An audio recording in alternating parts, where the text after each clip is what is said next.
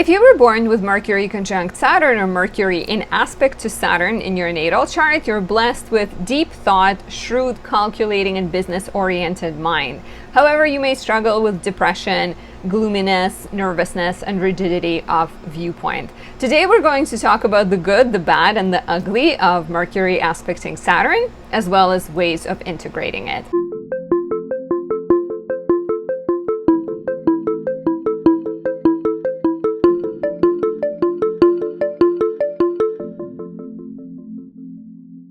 My name is Anastasia. I'm a traditional Western astrologer specializing in natal, relationship, and predictive readings. I'm also an astrology teacher, teaching courses. If you want to learn more about your chart, book a reading on my website to work with me personally. And if you want to study, you can also join my courses. Check out my website for that. Astrology is life-changing, and it will be like light bulb going off in your head, helping you figure out who you are and the direction your life should be taking. Before we dive in, I really appreciate your support, so please leave me a like, a comment, subscribe, press the notification bell, watch more of my videos, or say thank you by buying me a tea, a coffee, a croissant, any token of appreciation I am deeply thankful for. Like I said, for all of my offerings, you can check out my website. I am also someone who works with astrology in a proactive way by capturing the most benevolent transits and encapsulating them in the shapes of candles and oils. For example, this is my Mercury in Virgo candles. This second edition, Mercury in Virgo 2. Since we're talking about Mercury aspecting Saturn, which sometimes can create this heaviness, darkness, deep thought, but also maybe a little bit stagnant mind, having Mercury in the sign of rulership can be helpful. So having a little bit of magic that encapsulates that energy can help you speak up, express yourself verbally or in writing. Especially recommended to anyone born with their Mercury in Pisces or Sagittarius. Signs of detriment: if your Mercury is retrograde, if your Mercury is in the 6th, 8th, or 12th house, and for anyone who has Mercury-Saturn aspects, really.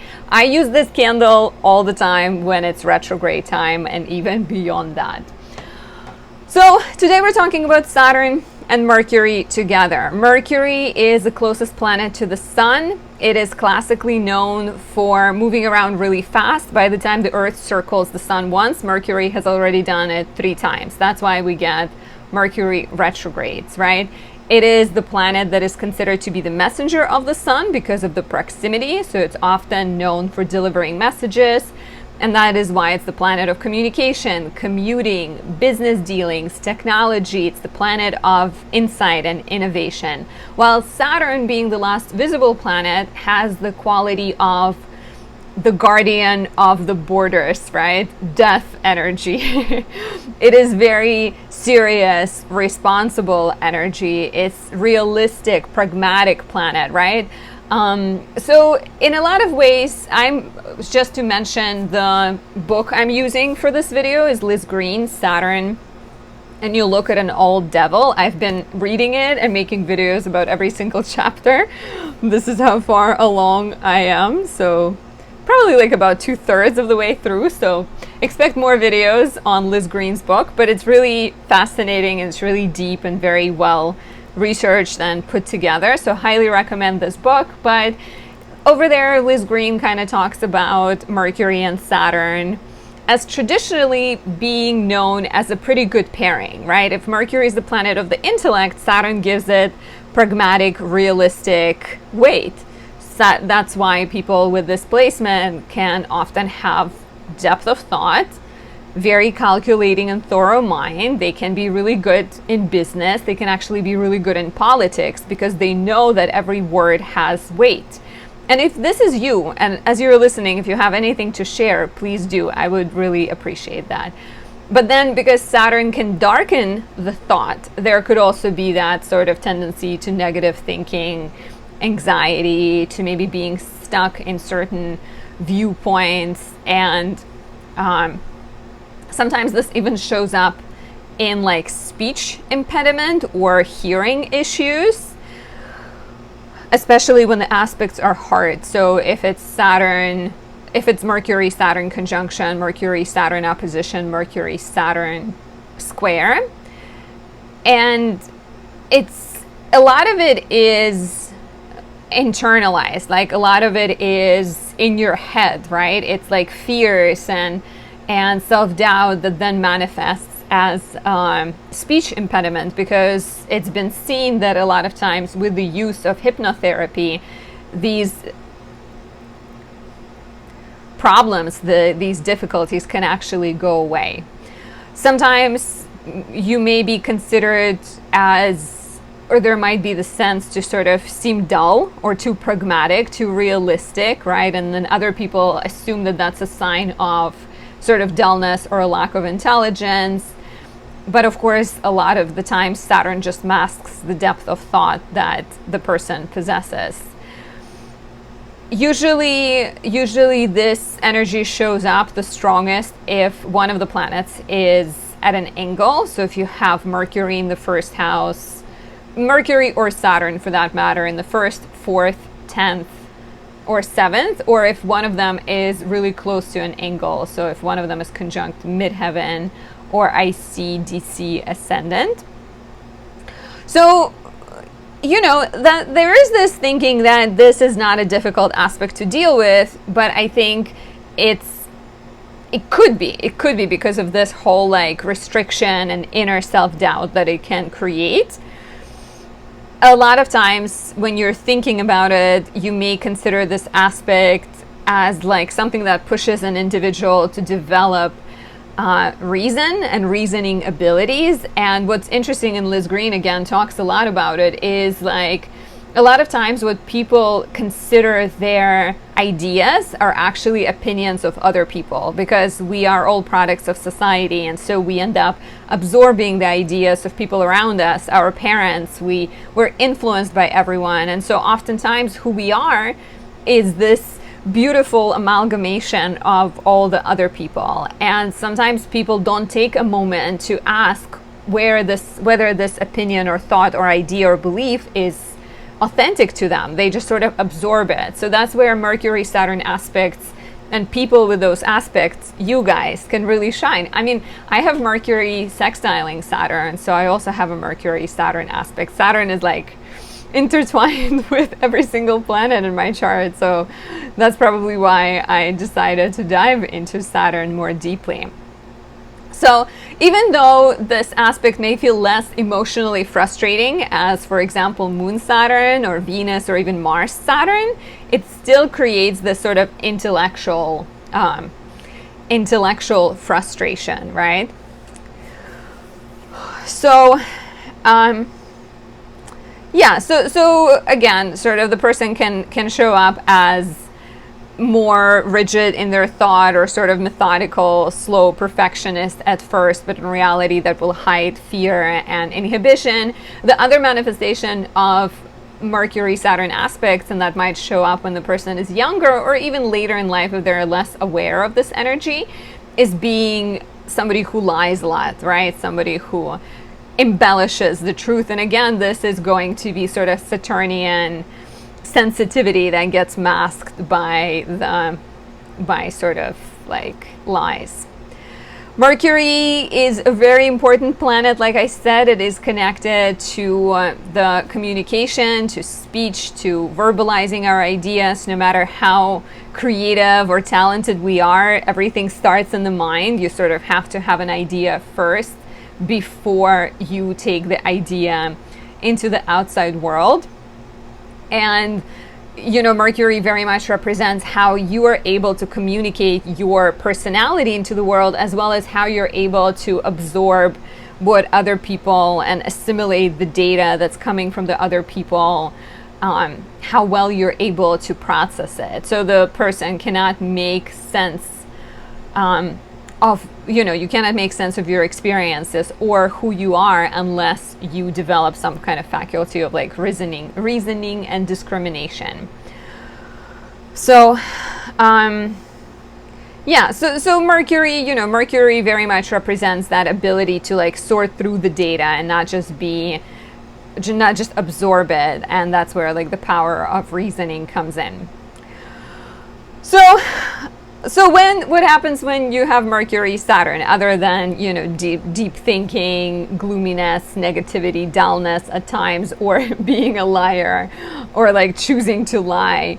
A lot of times, the biggest thing here is, for one reason or another, you cannot, or you do not believe information without trying it and without processing it on your own. You will not believe an idea that somebody brings to you until you have tried it, right? So there may be a sense that when you were younger, you were not allowed to speak up, or you were not allowed to think for yourself, because your parent was like, you're a child and you gotta respect what elders think, and you gotta listen to their ideas, and they are correct. And as a result, you may have sort of shut down and pulled back. But as you get older, there's still that voice. There's still going to be that voice that will second guess and mistrust and doubt that you're mentally sort of capable and able to figure things out. So as a result, you have to work through that, right? Like, you have to overcome that self-doubt, and you have to figure out what is true to you. And so there might be this sense of like, you are going to question things, you're going to try, you're going to explore, you're going to take your own, sometimes long process to figure out the facts and the data. Maybe it's about religion, maybe it's about money, maybe it's about love, right? Like, what people believe is not necessarily what you believe, because you were not allowed to, on some level, like, you were not allowed to just be yourself, and then on the other level, you maybe just doubt what other people say. So due to that self-doubt, there may be a tendency to do badly in school, just because, again, you take your time and you tend to be like determined and deliberate, and then other people might perceive that as the lack of intelligence, or underestimate your intelligence, which is not going to be the truth, right? Or you may become like really pedantic and really focused on education, and really just like keep learning and getting degrees and accolades, but a lot of it may lack the spontaneity that Mercury possesses, right? Like, Mercury is just about exchanging ideas and chit-chatting. And of course, it's about discrimination and reasoning, but a lot of times it's also about just like play that comes from learning and absorbing information. So again, sort of learning to not just gather data, to not just absorb the facts, but instead try to find ways that you can like enjoy learning, and you can enjoy information. You can like also develop your intuition in the process, so you're not just gathering data, because you also want to like learn to trust your knowledge of things. And of course, so the opportunity here comes from what I already mentioned, is that it comes from you taking your time to actually question what other people believe. Instead of absorbing opinions of others, instead of just trusting what people are telling you, you will create your own truth. You will discover your own truth, and you will discover the meaning, and you will create your own framework of building associations. And then in the process, you will learn to kind of trust your intuition. Liz Green says, few people know how to think creatively or to build an original framework of associations based not on emotional value judgments, but on the intrinsic meaning of each unique separate experience. And the real freedom of thought forges the bridge between the intellectual and intuitive faculty. And I'm skipping around here, but the Mercury-Saturn person takes their time accumulating the truth, and he is forced to build his own framework. He may be earthbound and apparently unimaginative, but he generally has a keen sense of illusion, and the sensitivity he experiences toward the delicate relativity of truth may send him violently into the opposite behavior patterns, so that he becomes a compulsive liar. So that's sort of a part that I mentioned already. But yeah, you are here to actually build some new systems and create your own frameworks to discover real knowledge and truth. And unless you give up and feel like this is too much, there is a true opportunity to, you know, discover a different way of using the mind instead of just a tool for gathering data and separating it based on opinions you've discovered from other people. You're training your mind in concentration, and you're learning to find meaning behind the form and exploring like the true, even like thinking and patterns of the human mind. It's quite similar to people born with Saturn in the third house or Saturn in Gemini, because that's a Mercury ruled Saturn, and third house is all about communication and exchanges of information.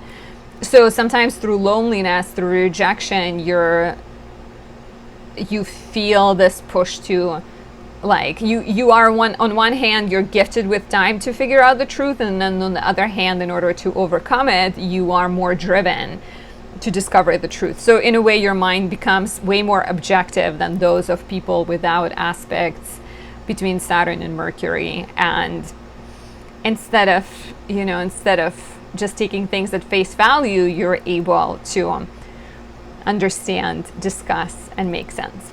Please share how this resonates for you. I hope this gave you some hope and some answers and explained why you are the way you are. If you want more astrology, join my Natal Astrology Blueprint of the Soul course, book a reading on my website, get personal touch, one-on-one conversation where your questions will get answered, and I'll talk to you in the next video. Bye.